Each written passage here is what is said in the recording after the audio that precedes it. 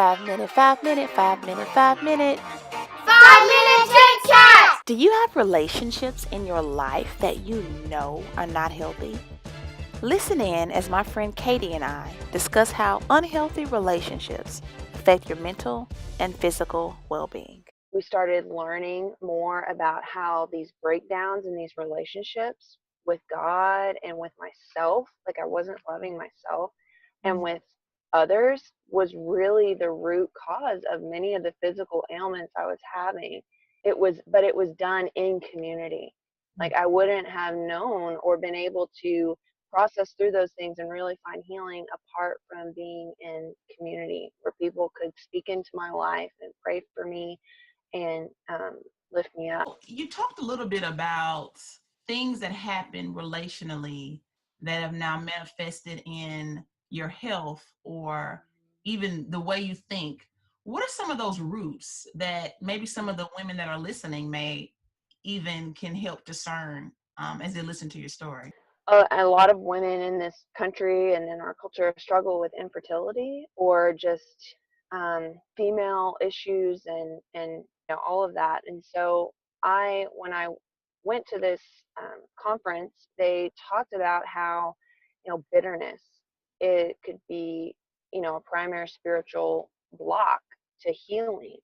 And I recognized that. I was like, oh, it's like that clicked with me, and I forgave her and I sought to restore that relationship. And 2 weeks after forgiving her and like restoring that relationship and taking responsibility for the bitterness that I had, because that my menstrual cycle started. And Wow.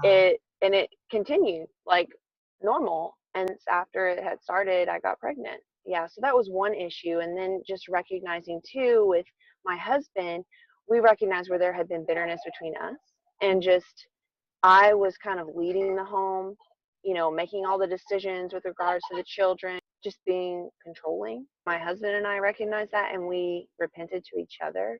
And we started to try to get things in order where he was leading the family spiritually and he was making the decisions for the children and things like that. And I started feeling safe again with him. And that was another area, another root issue that was behind many of my physical ailments. Had hypothyroidism, and they talked about how when you don't feel safe in relationships, you start to perform and have this drivenness to receive acceptance and approval. And that's what I was doing. How have you learned how to interact with those people in your life that in the past have caused tension? One of the biggest things that I feel now, instead of that twinge, when you're around those people and you're like, "Ugh," like in your gut, I feel compassion. Like I don't have that.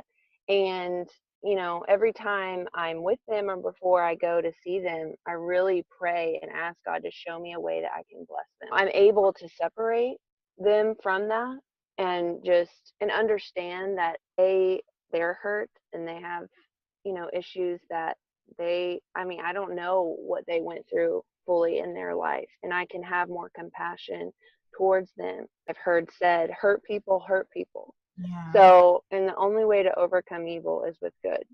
So I'm not going to win them over in any way by repaying that or holding on to that bitterness, because bitterness is just the poison that you drink that, you think someone else is going to get hurt by it, but it's really you.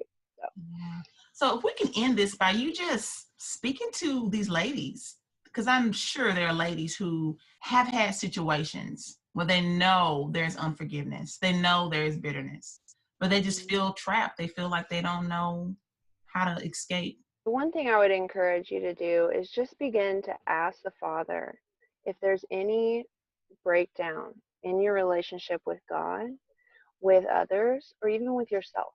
If there's any way that you make things right between you and Him, or between you and others, or yourself, just accepting yourself for who He made you to be.